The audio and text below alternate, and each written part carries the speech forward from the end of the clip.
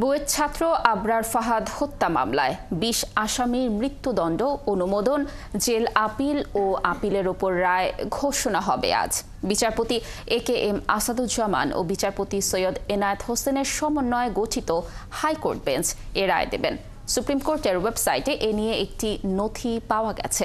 Death reference, jail appeal ও আপিলের ওপর শুনানি নিয়ে গত ২৪ ফেব্রুয়ারি হাইকোর্ট মামলাটি রায়ের জন্য অপেক্ষমান রাখেন। সেই অনুযায়ী রায়ের জন্য আদালতের আজকের কার্যতালিকায় উঠে এসেছে ২০১৯ সালের ৬ অক্টোবর বুয়েটের দ্বিতীয় বর্ষের ছাত্র আবরার ফাহাদের লাশ উদ্ধার করা হয়। মামলা তদন্ত করে বুয়েটের ২৫ শিক্ষার্থীর বিরুদ্ধে ২০১৯ সালের ১৩ নভেম্বর পুলিশ আদালতে অভিযোগপত্র দেয়। অভিযোগপত্র আমলে নিয়ে ২০২০ সালের ১৫ সেপ্টেম্বর আসামিদের বিরুদ্ধে অভিযোগ গঠন করেন আদালত।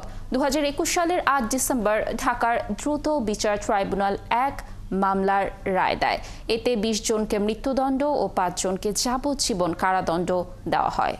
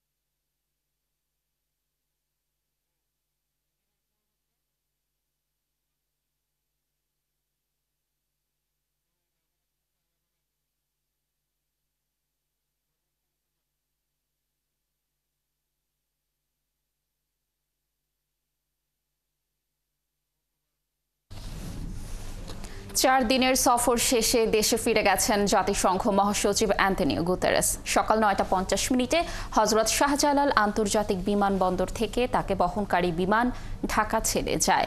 প্রধান উপদেষ্টার আমন্ত্রণে প্রায় ৭ বছর পর বাংলাদেশ সফরে এসেছিলেন জাতিসংঘের মহাসচিব। শুক্রবার তিনি কক্সবাজার সফর করেন। সেখানে প্রধান উপদেষ্টা সহ উখিয়ায় প্রায় ১ লাখ রোহিঙ্গা শরণার্থীর সঙ্গে ইফতার করেন। সফরের তৃতীয় দিনে ঢাকায় ব্যস্ত সময় কাটান গুতেরেস।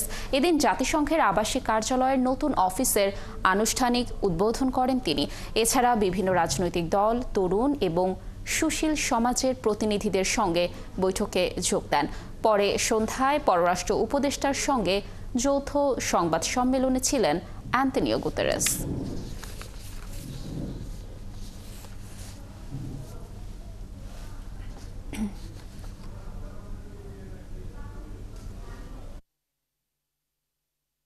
হকরুমেন ৭১ ঢাকা। দিনে দুপুরে ঢাকার একটি হোটেলে রাজনৈতিক দলগুলো পতিত আওয়ামী লীগ সরকারের মানবাধিকার লঙ্ঘনের নানা ঘটনা তুলে ধরেন। দর্শক, সংবাদের শুরুতেই যেমনটি বলছিলাম, আবরার ফাহাদ হত্যা মামলার ডেথ রেফারেন্সের রায় হবে আজকে। এই বিষয়ে বিস্তারিত তথ্য জানাতে হাইকোর্ট থেকে যুক্ত হচ্ছেন আমাদের সহকর্মী মিল্টন আনোয়ার। মিল্টন, ডেথ রেফারেন্সের রায় কখন ঘোষণা হতে পারে, এ নিয়ে কি তথ্য রয়েছে আপনার কাছে, বিস্তারিত জানাবেন আমাদের। লাবণী, যেমনটি বলছিলাম এর আগে যে আজকে এই বিচারপতি AKM আসাদুজ্জামানের নেতৃত্বাধীন হাইকোর্ট বেঞ্চে এই রায় দেওয়ার কথা আছে এবং বলছিলাম যে জানিয়েছেন যে 10:30টা নাগাদ এই রায় ঘোষণা শুরু হতে পারে। এখনও রায় ঘোষণা শুরু হয়নি আদালতের। আপনি জানেন যে সকালে কিছু প্রাত্যহিক কাজ থাকে, সেই কাজের পরে পরে কিছুক্ষণের মধ্যেই রায় ঘোষণা শুরু হবে এবং আপনি জানেন যে এই যে আজকের যে রায়টি আদালতের যে কার্যতালিকা, সেই কার্যতালিকায় ১ নম্বর বিচার্য বিষয় হিসেবে এটি আছে, অর্থাৎ আদালতের যে মূল কার্যক্রম শুরু হওয়ার শুরুতেই এই রায় ঘোষণা ঘোষণাটি করা হবে। এবং এর আগে এই বেঞ্চ গত 24শে ফেব্রুয়ারি এই মামলাটি রায়ের জন্য অপেক্ষমান রাখে। এবং আপনি জানেন যে 2019 সালে আবরার ফাহাদকে হত্যা করা হয় এবং বুয়েটের এই মেধাবী ছাত্রকে হত্যার পর যেই মামলা করা হয়েছিল সেই মামলায় 2021 সালে বিচারিক আদালত যে রায় দিয়েছিল এবং বিচারিক আদালতের রায়ে 20 জনকে মৃত্যুদণ্ড এবং 5 জনকে কারাদণ্ড দেওয়া হয়েছিল এবং যারা প্রত্যেকেই নিষিদ্ধ ছাত্রলীগের বিভিন্ন পর্যায়ের নেতাকর্মী। এবং তারপরে এই মামলাটি 2022-এ সুপ্রিম কোর্টের হাইকোর্ট বিভাগে ডেথ রেফারেন্স এবং আপিলগুলো যেখানে তার যে পেপার বুক সেটি তৈরি হয়। এবং আপনি জানেন যে বিচারিক আদালতের যে কোনো মৃত্যুদণ্ড সেটিকে যদি কার্যকর করতে হয় তাহলে উচ্চ আদালত থেকে সেটিকে নিশ্চিত করতে হয়, অর্থাৎ উচ্চ আদালতের অনুমোদন ছাড়া বিচারিক আদালতের কোনো মৃত্যুদণ্ড নিশ্চিত করা যায় না। এবং সে কারণে এটিকে এই যে ডেথ রেফারেন্সের শুনানি সেটি করতে হয় এবং তার জন্য যে পেপার বুক সেটি প্রস্তুত করতে এবং 6000 পৃষ্ঠার পেপার বুক তৈরি হয়েছে 2022 সালে এই মামলার। এবং সেই পেপার বুক তৈরি হওয়ার পরেও দীর্ঘদিন এই মামলাটি শুনানি হয়নি এবং গত 5 আগস্টের পরে যখন সরকারের পতন ঘটল তারপরে আবার এই মামলাটির শুনানি শুরু হয় এবং বেশ টানা শুনানি হয়েছে এবং শুনানি হয়ে শেষ হয়ে এটি আজকে রায়ের জন্য অপেক্ষমান এবং আজকে রায় ঘোষণা করা হবে। এবং আপনি জানেন যে এর মধ্যে আরেকটি ঘটনা ঘটে গিয়েছে, অর্থাৎ এই মামলার একজন মৃত্যুদণ্ডপ্রাপ্ত আসামি যিনি কারাগারে ছিলেন তিনি এই 5 আগস্টের সময় যেই কারাগার থেকে যে আসামিরা পালিয়ে গিয়েছেন সেই আসামিদের সঙ্গে একজন আসামি পালিয়েও গিয়েছেন, যেটি অনেক পরে আমরা জানতে পেরেছি। তো সব মিলিয়ে এই ঘটনা আছে এবং যারা এর বাইরে যেই 25 জনের বিরুদ্ধে সাজা হয়েছিল মৃত্যুদণ্ড এবং যাবজ্জীবন কারাদণ্ড তাদের মধ্যে এখন 23 জন কিন্তু কারাগারে আছেন এবং তারা একটি আপিল করেছেন তাদের বিরুদ্ধে যে দণ্ড সেই দণ্ড মওকুফ করবার জন্যে।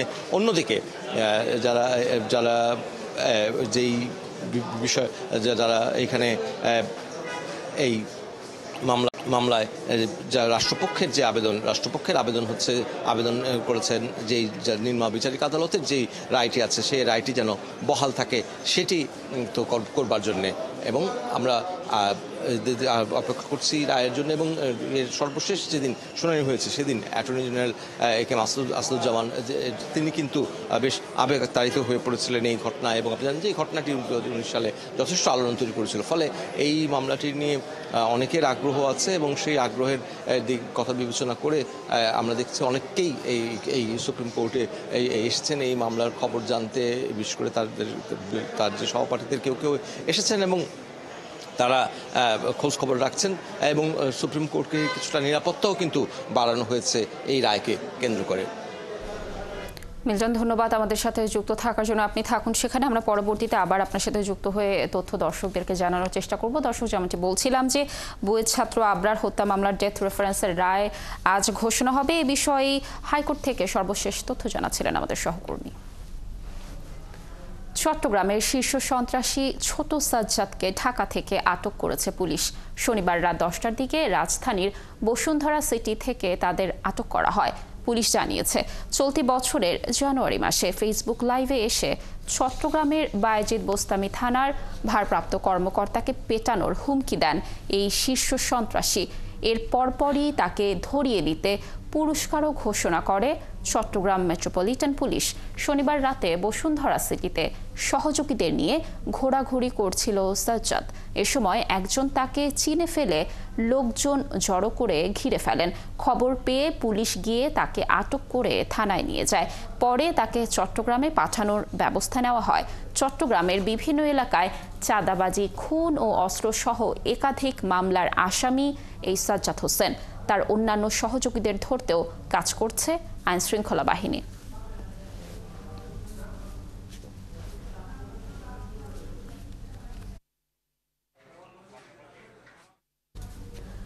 আয়করের এক যুগ্ম কমিশনারের বিলাসী জীবনের গল্প এখন টক অফ দ্য এনবিআর। মাসে ৮০,০০০ টাকা বেতন পাওয়া এই কর্মকর্তা থাকেন দেশের সবচেয়ে বিলাসবহুল এলাকা বাড়িধারার কূটনৈতিক জোনে প্রায় ১২ কোটি টাকার ফ্ল্যাটে। শাহ মোহাম্মদ মারুফ নামের এই কর্মকর্তা নিজের ও পরিবারের সদস্যদের নামে সম্পদ গড়েছেন ঢাকা সহ বিভিন্ন স্থানে। ব্যাংকেও রেখেছেন কোটি টাকা। এখন নিজের দফতরেই তদন্তের মুখে শাহ মারুফ। রুহুল আমিনের অনুসন্ধান। গুলশানে কূটনৈতিক এলাকা বাড়িধারার ১১ নম্বর সড়ক। দৃষ্টিনন্দন 10 তলায় এই ভবনটির নাম বিটিআই উইন্ডফ্লাওয়ার। এর 7 তলায় থাকেন জাতীয় রাজস্ব বোর্ড NBR এর যুগ্ম কমিশনার শাহ মারুফ। প্রায় 108 কাঠা জমিতে নির্মিত এই ভবনের প্রতিটি তলায় ইউনিট মাত্র একটি, আয়তন ৩,২০০ বর্গফুট। সংশ্লিষ্টদের হিসাবে ভবনটির প্রতি বর্গফুট জায়গার দাম 40,000 টাকা। সে হিসাবে ফ্ল্যাটটির দাম হয় প্রায় 12 কোটি টাকা। 2.5 বছর আগে এটি স্ত্রীর নামে কেনেন তিনি, যদিও এখনও নিবন্ধন হয়নি।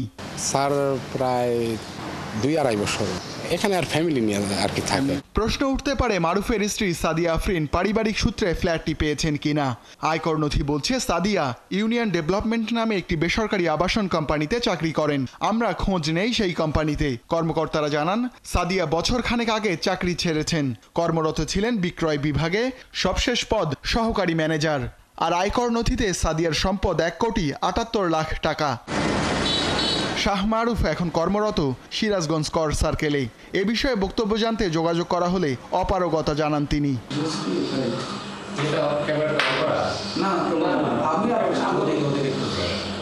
শাহ মারুফের আয়কর নথিতে মোট সম্পদের পরিমাণ 4 কোটি টাকার বেশি। চাকরি ছাড়া আর কোনো আয় নেই। অথচ 28তম BCS এর মাধ্যমে চাকরি শুরু করে 5ম গ্রেডে আসা একজন কর্মকর্তা সরকার থেকে বেতন ভাতা পেয়েছেন 80 লাখ টাকা প্রায়। পূর্বাচলের রূপগঞ্জ অংশের গোলাপ মৌজায় মারুফ ও তার 2 ভাইয়ের নামে 15 কাঠা জমি পেয়েছে NBR এর কর গোয়েন্দা। কর্মকর্তারা জানান উত্তরায় 15 নম্বর সেক্টরে 3 কাঠা জমি আছে মারুফের। আর নিকুঞ্জে বোনের নামে কিনেছেন 3 কাঠার প্লট। স্বামী স্ত্রী দুজনের নামে আছে 2টি গাড়ি। স্ত্রীর গাড়ির দাম 80 লাখ টাকা। গোপালগঞ্জের কাশিয়ানীতেও সম্পদ গড়ার অভিযোগ শাহ মারুফের বিরুদ্ধে। প্রচলিত আইন অনুযায়ী যদি কাজ করেন তাহলে তো অবৈধ সুযোগ নেওয়ারও সুযোগ নাই, কেউ অবৈধ সুবিধা তাকে দিবেও না। আইনকে পাশ কাটিয়ে যখনই চলার চেষ্টা করবে তখনই অবৈধ সুযোগ সুবিধা পাওয়া বা দেওয়ার প্রশ্নটি আসতে পারে। কর্মকর্তাদের অভিযোগ গোপালগঞ্জের পরিচিতিতে দাপটের সঙ্গে চাকরি করেন শাহ মারুফ। পোস্টিং পান গুরুত্বপূর্ণ সার্কেলে। করদাতাদের কর ফাঁকি দিতে সহযোগিতা করে আয় করেছেন অঢেল অবৈধ সম্পদ। রুহুল আমিন, 71, ঢাকা। ভোলার চরফ্যাশনে তারাবি নামাজ পড়তে আসা এক শিশু বলাৎকার হয়েছে। শুক্রবার রাতে তারাবির সময় উপজেলা খাসমহল জামে মসজিদের 3 তলায় এই ঘটনা ঘটে। আহত শিশু বর্তমানে ভোলা সদর জেনারেল হাসপাতালে চিকিৎসাধীন রয়েছে। ঘটনার সাথে জড়িত তালহাকে শনিবার রাতে আটক করেছে পুলিশ। প্রাথমিক জিজ্ঞাসাবাদে অভিযোগে স্বীকারোক্তি দিয়েছেন সে। এদিকে এই ঘটনার দৃষ্টান্তমূলক শাস্তির দাবি জানিয়েছে শিশুটির পরিবার। কামরুল ইসলামের তথ্য ছবিতে প্রতিবেদন। ভোলার চরফ্যাশনে খাসমহল জামে মসজিদের CCTVর ফুটেজে দেখা যায় তারাবির নামাজের সময় 7:23 ওই ব্যক্তি এক শিশুকে নিয়ে মসজিদের সামনে ঘোরাফেরা করছে। 7:29 শিশুটি সহ মসজিদে ঢোকেন ওই ব্যক্তি। এরপর রাত 8:28 সময় শিশুকে পাঞ্জাবি টুপি খোলা অবস্থায় মসজিদ থেকে বের হয়ে যেতে দেখা যায়। শিশুটির পরিবার বলছে ভোলার চরফ্যাশনে শুক্রবার রাতে তারাবির নামাজ পড়তে আলিয়া মাদ্রাসা মসজিদে যায় সেই শিশুটি। সঙ্গী মামাতো ভাইকে খুঁজে না পেয়ে বের হবার পথে যুবক তালহা তাকে ঘোরানোর কথা বলে মোটর সাইকেলে তোলে। পরে কৌশলে শিশুটিকে খাসমহল জামে মসজিদের 3 তলায় নিয়ে বলাৎকার করে। এই সময় মসজিদে তারাবির নামাজ পড়তে আসা অন্য শিশুরা ঘটনাটি দেখতে পেলে পালিয়ে যায় অভিযুক্ত ব্যক্তি। উনি এরকম অসৎ আচরণ কেন করলো, এই ছেলেকে এইভাবে নিয়ে এরকম যাতে করে আর কারো মায়ের সন্তান বাবার সন্তান এরকম ঘটনা না ঘটে, এই জন্য প্রশাসন এবং মিডিয়ার ভাইদের কাছে আমি এটার একটা সঠিক দৃষ্টান্তমূলক বিচার চাই। আমি অনেকবারই বলছি যে ছোট না, সে আমার জোর কিনা হুন্ডে উঠেছে। তারপরে ওই আলিয়া মাদ্রাসার মসজিদের সেই মাঠে কয়েকটা রাউন্ড দিছে। তারপর সেখান থেকে হুন্ডা ঘুরে আনি না একদম খাসমহলে 3 তলা উঠে নিয়ে গেল। সেখানে আবার নিয়ে আমার জামা কাপড় সব খুলে ফেলছে। এদিকে শিশুটি এখন চরফ্যাশন হাসপাতালে চিকিৎসাধীন রয়েছে। আমাদের সকল ধরনের চিকিৎসা এবং সহযোগিতা চলমান রয়েছে এবং শিশুটি বর্তমানে আশঙ্কামুক্ত রয়েছে আমরা সকল ধরনের সেবা তাকে প্রদান করছি। ঘটনার সাথে জড়িত তালহাকে পরদিন শনিবার রাতে আটক করে পুলিশ। প্রাথমিক জিজ্ঞাসাবাদে পুলিশের কাছে অভিযোগের বিষয়ে স্বীকারোক্তি দিয়েছে সে। সন্দেহভাজন না, উনি এটার সাথে জড়িত আমাদের কাছে স্বীকার করছে। প্রাথমিকভাবে ঘটনা সে ঘটাইছে, এটা স্বীকার করছে। এই ঘটনার দৃষ্টান্তমূলক শাস্তির দাবি জানিয়েছে শিশুটির পরিবার। হাসান আহমেদ, ৭১। বরিশালে গণপিটুনিতে নিহত হয়েছে শিশু ধর্ষণে অভিযুক্ত সুজন নামের এক ব্যক্তি। কোতোয়ালি থানার এসআই রিয়াজ জানান, শনিবার বিকেলে শিশু ধর্ষণের দায়ে কোতোয়ালি থানায় মামলা হয়। সন্ধ্যার আগে 999-এ ফোন পেয়ে তারা ঘটনাস্থল থেকে গণপিটুনিতে আহত মনিরকে উদ্ধার করে। পরে শেরেবাংলা মেডিকেলে নিয়ে এলে রাত 8টায় তার মৃত্যু হয়। এ ঘটনায় আইনগত পদক্ষেপ চলমান রয়েছে। এদিকে নিহতের পরিবারের দাবি, এলাকার মাদক কারবারিদের এড়িয়ে চলায় বাঁধন, স্বর্ণা, রুবেল মিলে সুজনকে হত্যা করেছে।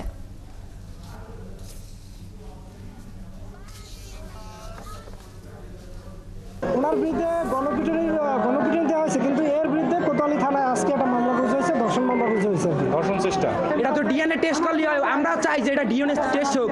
এটা যদি বাস্তব হয় হেলে আমরা আর কোনো বিচার চাই না, অর্থ বিচার হয়ে গেছে। আর যদি ডিএনএ টেস্ট যে হয় যে না ওইটা ভুল পুরাটা, হেলে আপনাদের কাছে আমরা ওদের বিচার চাই। জামালপুরের সরিষাবাড়িতে 2 শিক্ষার্থীকে ধর্ষণের অভিযোগে মাদ্রাসা শিক্ষক বজলুর রহমানকে আটক করেছে পুলিশ। পুলিশ জানায়, শনিবার সন্ধ্যায় সরিষাবাড়ি পৌরসভার সাতপোয়া গ্রামের রওদাতুল আতফাল মাদ্রাসায় এ ঘটনা ঘটে। মাদ্রাসা শিক্ষক বজলুর রহমানের বিরুদ্ধে 2 শিক্ষার্থীকে ধর্ষণের অভিযোগ উঠলে এলাকার লোকজন অভিযুক্ত শিক্ষককে আটক করে পুলিশে খবর দেয়। পরে পুলিশ ও সেনাবাহিনী এসে পরিস্থিতি স্বাভাবিক করে তাকে আটক করে থানায় নিয়ে যায়।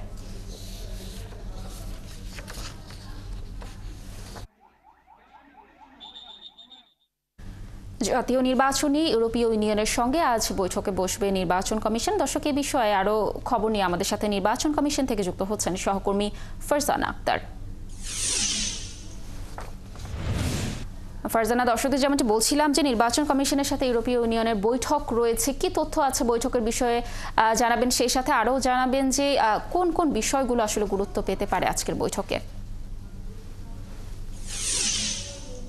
রাষ্ট্রদূত মাইকেল মিলারের নেতৃত্বে 5 সদস্যের একটি প্রতিনিধি দল কিছুক্ষণ আগে নির্বাচন কমিশনে এসে পৌঁছেছে এবং তারা প্রধান নির্বাচন কমিশনার এবং সচিব সহ নির্বাচন কমিশনের সঙ্গে বৈঠকে বসেছে। এবং আমরা যতটুকু জেনেছি যে আগামী ত্রয়োদশ জাতীয় সংসদ নির্বাচন নিয়েই তারা কথা বলবেন। এবং আপনাকে জানিয়ে রাখি যে এর আগে 28 জানুয়ারি আরেকবার এসেছিলেন মাইকেল মিলার।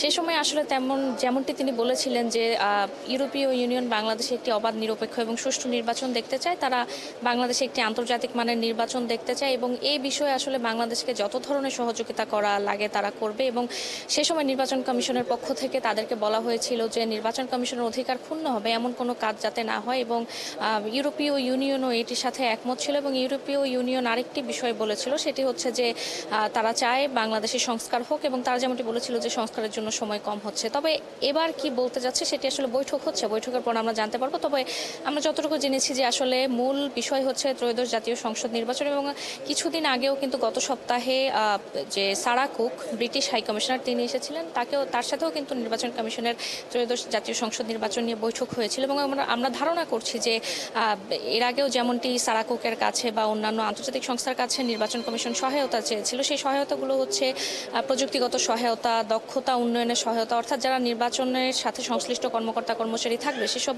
জনবলের দক্ষতা উন্নয়নে যে কর্মশালা হয় সেসব বিষয়ে সহায়তা করা। এরপর আমরা দেখেছি ইউএনডিপির কাছ থেকেও তারা বিভিন্ন বিষয়ে সহযোগিতা চেয়েছিল এবং যে প্রযুক্তিগত সহায়তায় আমরা ধারণা করছি যে আসলে এই ধরনের সহায়তাই চাইবে। এবং নতুন কি আসলে তাদের মধ্যে বৈঠক হচ্ছে সেটা আমরা বৈঠকে শেষে জানাতে পারবো। তো এই ছিল আমার কাছ থেকে এখান থেকে সব শেষ। ফারজানা, ধন্যবাদ আমাদের সাথে যুক্ত থাকার জন্য। আপনি সেখানে থাকুন, তথ্য সংগ্রহ করতে থাকুন। আমরা পরবর্তীতে অবশ্যই আপনার সাথে যুক্ত হয়ে দর্শকদের সেখানকার সর্বশেষ তথ্য জানানোর চেষ্টা করব। পাটুরিয়া দৌলুদিয়া নৌরুটে নাব্য সংকট দেখা দিয়েছে। এতে স্বাভাবিকভাবে ফেরি চলাচল করতে পারছে না। যাত্রীদের সংখ্যা আগামী আসছে ঈদ যাত্রায় এই রুটে পারাপার ব্যাহত হবে। তবে ঘাট কর্তৃপক্ষ বলছে সংকট নিরসনে ড্রেজিং চলছে। মনিরুল ইসলাম মিহিরের তথ্য ছবিতে প্রতিবেদন।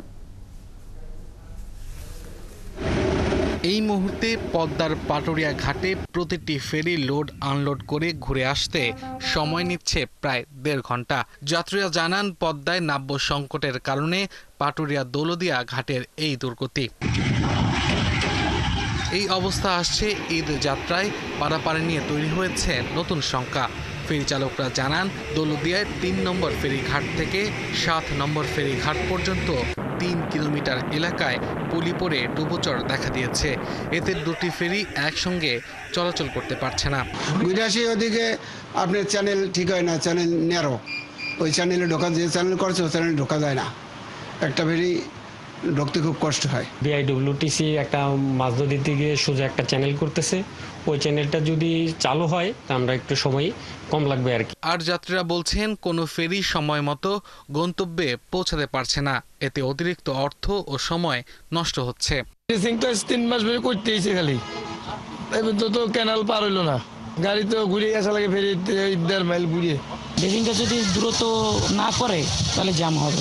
এ নিয়ে বিআইডব্লিউটিসি এবং বিআইডব্লিউটিএ দুই কর্তৃপক্ষই বলছে বর্তমানে 2টি ড্রেজার দিয়ে তারা নদী খনন অব্যাহত রেখেছেন। এই পাশে একটা ড্রেজার এবং ওই পাশে একটা ড্রেজার, 2টা ড্রেজার তারা ড্রেজিং কার্যক্রম চালাচ্ছে। আমরা আশা করছি তারা দ্রুত সময়ের মধ্যেই ড্রেজিং কার্যক্রম সম্পন্ন করবে। আমরা আমাদের টার্গেট যে পরিমাণে গাড়ি বাড়বে তাতে করে আপনাকে আগে বলেছি যে শর্টকাট ফেরি দিয়েই আমাদের এনাফ। কর্তৃপক্ষ আরও জানায় বর্তমানে এই রুটে 17টি ফেরির মধ্যে 13টি ফেরি চালু আছে। ঈদের আগে পারাপার সংকট হওয়ার কথা নয়। আব্দুল্লাহ মামুন, 71। শতবিঘা জমির ওপর নির্মিত কারখানায় তামাক পাতা প্রক্রিয়াজাত করে 7 থেকে 800 শ্রমিক। সেই তামাক পাতা দিয়ে সিগারেট তৈরির পাশাপাশি বিদেশে রফতানি করছে বহুজাতিক cigarette company British American tobacco Bangladesh. অথচ সেই কারখানাগুলোকে দোকান হিসেবে দেখিয়ে লাইসেন্স নিয়েছে বহুজাতিক সিগারেট কোম্পানিটি। অভিযোগ আছে শ্রম অধিদপ্তরের কর্মকর্তাদের ম্যানেজ করে জালিয়াতির মাধ্যমে অনুমোদনহীন কারখানাকে দোকান হিসেবে লাইসেন্স দেওয়া হয়েছে। সুশান্ত সিনহার ধারাবাহিকের প্রতিবেদনের প্রথম পর্ব আজ। কাগজে পত্রে এটি একটি দোকান, আর এই দোকানে আছে সুইমিং পুল, গলফ খেলার মাঠ, হেলিপ্যাড সহ 5 স্টার মানের গেস্ট হাউস। 100 বিঘারও বেশি জমির উপরে নির্মিত এই কথিত মাল্টিন্যাশনাল দোকানে তামাক প্রক্রিয়াজাতকরণের কাজ করেন 300 নারী শ্রমিক সহ মোট 700 শ্রমিক। দোকানটির মালিক বহুজাতিক cigarette company British American tobacco Bangladesh. ছিল রুমাল, হয়ে গেল বেড়াল। সুকুমার রায়ের বিখ্যাত সেই হজ বরল রম্য রচনার মতোই ছিল কারখানা, হয়ে গেল দোকান। হ্যাঁ, গল্প নয় সত্যি, যে কারখানায় 2700 শ্রমিক তামাক প্রক্রিয়াজাতকরণের কাজ করে থাকে, সেই কারখানাকে রাতারাতি দোকান দেখিয়ে লাইসেন্স নিয়েছে বহুজাতিক সংস্থা ব্রিটিশ আমেরিকান টোবাকো কোম্পানি। কাগজে পত্রে দোকানের লাইসেন্স নেওয়া এই কারখানাটি আসলে কুষ্টিয়ার মিরপুর রোডে অবস্থিত বহুজাতিক cigarette company British American tobacco কোম্পানির তামাক প্রক্রিয়াজাত করার কারখানা। গরম ধরে ফ্যান ম্যানেজ সিস্টেম নেই, বহুত লোক। এখন ধরে না যায় বাল্লি পাতার কাম, এখন আমরা হাজরি করতে পারিনি। আর যখন বাংলা পাতার কাজ হয় তখন আমরা হাজরি করতে পারি। প্রসেস বলতে কি, হ্যান্ড স্টিফেন করে, এখান থেকে আপনার বাছাই করে এখান থেকে এক্সপোর্ট হয়। সরকারের অনুমোদনহীন বিএটির এসব কারখানায় শ্রম আইন লঙ্ঘন নিয়ে গেল বছরের নভেম্বরে অনুসন্ধানী প্রতিবেদন প্রচার করে 71 টেলিভিশন। এরপরই তড়িঘড়ি করে কারখানার তথ্য গোপন করে জালিয়াতির মাধ্যমে দোকান হিসাবে লাইসেন্সের আবেদন করেন বিএটির কোম্পানি সেক্রেটারি সৈয়দ আফজাল হোসেন। সবকিছু জেনেও চলতি বছরের 12 ফেব্রুয়ারি ওই কারখানাগুলোকে দোকান হিসাবে লাইসেন্স দেন কুষ্টিয়ার কলকারখানা ও প্রতিষ্ঠান পরিদর্শন অধিদপ্তর। শ্রম আইনে কারখানার সংজ্ঞা অনুযায়ী 5 জনের বেশি শ্রমিক কর্মরত থেকে কোনো উৎপাদন প্রক্রিয়া চালু রাখলেই সেটি কারখানা হিসাবে চিহ্নিত হয়। তামাক প্যাকেজার মনোযোগ যাই করা হয় সেটা উৎপাদনের আন্ডারে পড়বে। হ্যাঁ, একটা কারখানায় যখন এতজন শ্রমিক থাকে তখন তাদের রাইটসের ব্যাপারে অবশ্যই মানে শ্রম আইনে যেগুলো বলা হচ্ছে সেগুলো ফলো করার একটা ব্যাপার থাকে, যেটা দোকানের ব্যাপারে কোনো প্রযোজ্য না, বা দোকানের এই ধরনের স্ট্রিক্ট ক্রাইটেরিয়া থাকে না। সেখানে অবশ্যই শ্রমিকদের মানে রাইটস লঙ্ঘন হচ্ছে। কুষ্টিয়ার মিরপুর লিফ ডিপোর মতোই শতাধিক বিঘার উপরে প্রতিষ্ঠিত বিএটির চেচুয়া লিফ ডিপোতে তামাক প্রক্রিয়াজাতকরণের কাজ করে 600 নারী সহ 1050 জন শ্রমিক। বিশাল এই কারখানাকেও জালিয়াতির মাধ্যমে দোকান দেখিয়ে লাইসেন্স নিয়েছে বিএটি। ভেড়ামারা উপজেলায় 750 জন শ্রমিক নিয়োজিত আল্লাহর দরগা লিফ ডিপো 1 এবং 5 শতাধিক কর্মীর কারখানা আল্লাহর দরগা লিফ ডিপো 2 এই নামের কারখানা দুটোরও তথ্য গোপন করে দোকান হিসেবে লাইসেন্স নেওয়া হয়েছে। কারখানাকে দোকান দেখিয়ে লাইসেন্স নেওয়ার সংখ্যা আরও আছে কয়েকটি। ফ্যাক্টরিগুলোর কোনো লাইসেন্স ছিল না, কিন্তু এখন তারা লাইসেন্স নিয়েছে, কিন্তু সেই লাইসেন্সটা নিয়েছে আবার দোকান হিসেবে। এটা একটা হাস্যকর বিষয়। এবং এই যে তারা কি তাইলে কি মাল্টিন্যাশনাল দোকান হয়ে গেল, মানে বিষয়টা এরকম হয়ে যাচ্ছে। তার মানে আমাদের সরকারের উচিত এই মাল্টিন্যাশনাল কোম্পানির ভায়োলেশন, আইন অবজ্ঞা করাকে তার বিরুদ্ধে কঠোর হাতে সেটার বিরুদ্ধে ব্যবস্থা গ্রহণ করা। এসব কারখানায় মৌসুমী শ্রমিকদের চাকরিচ্যুত সহ শ্রম আইনের ১০৬টি ধারার গুরুতর লঙ্ঘনের প্রমাণ পাওয়ায় প্রতিষ্ঠানটির বিরুদ্ধে ব্যবস্থা নেওয়ার বদলে কিভাবে দোকানের লাইসেন্স দিয়েছে কলকারখানা অধিদপ্তর। এটা আমরা জানলাম, এটা যদি কোনো ব্যত্যয় হয়ে থাকে, অর্থাৎ দোকান কিংবা কারখানার যে ডেফিনেশন আছে এর মধ্যে যদি কোনো কিছু ভুলভাল হয়ে থাকে, আমরা ডেফিনেটলি এই বিষয়ে ডাইরেক্ট পোস্ট অফিসকে লিখবো এবং যথাযথভাবে আইন মতো ব্যবস্থা গ্রহণ করার জন্য লিখবো, তাদেরকে বলবো। হ্যাঁ, আমাদের আইন অনুযায়ী তো প্রতিটা কারখানাকেই লাইসেন্স গ্রহণ করতে হয়।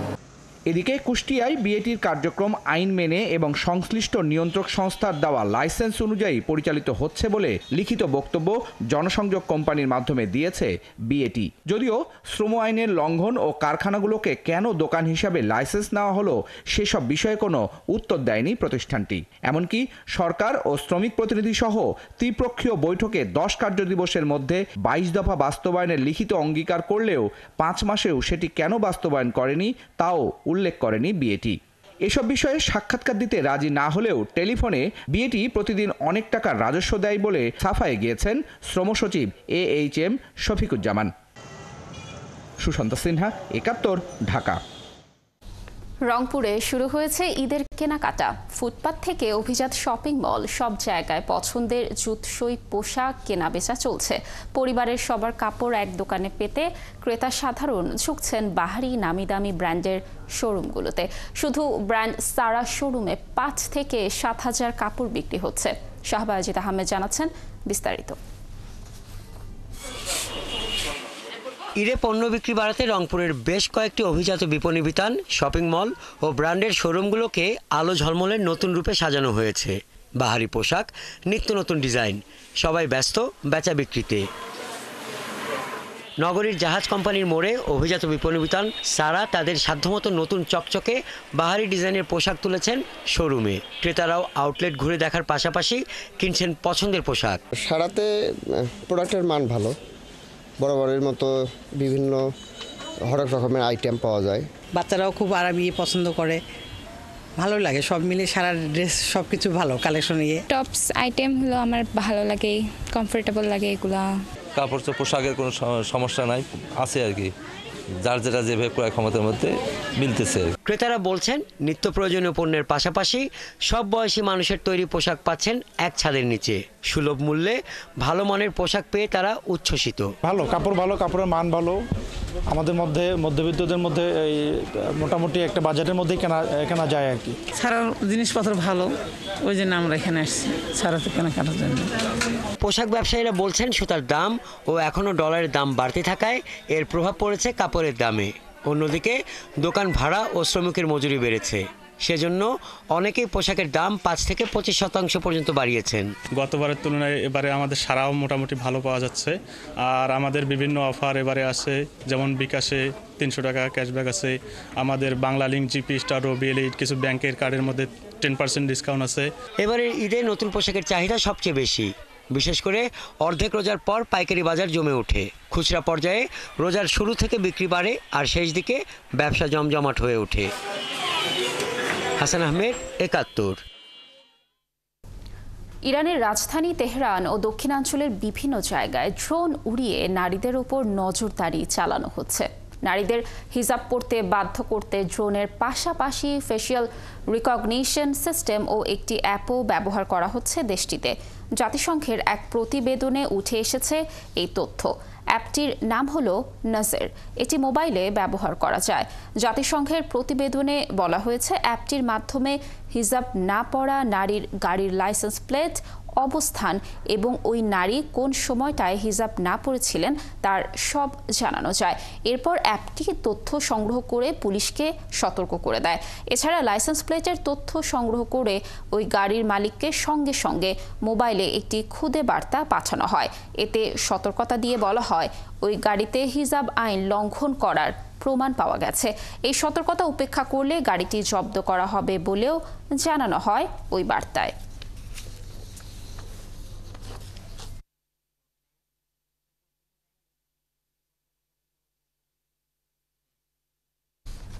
বিশ্বের 43টি দেশ থেকে যুক্তরাষ্ট্রে যাওয়ার ওপর নানা মাত্রায় ভ্রমণ নিষেধাজ্ঞা দেওয়ার পরিকল্পনা করছে ট্রাম্প প্রশাসন।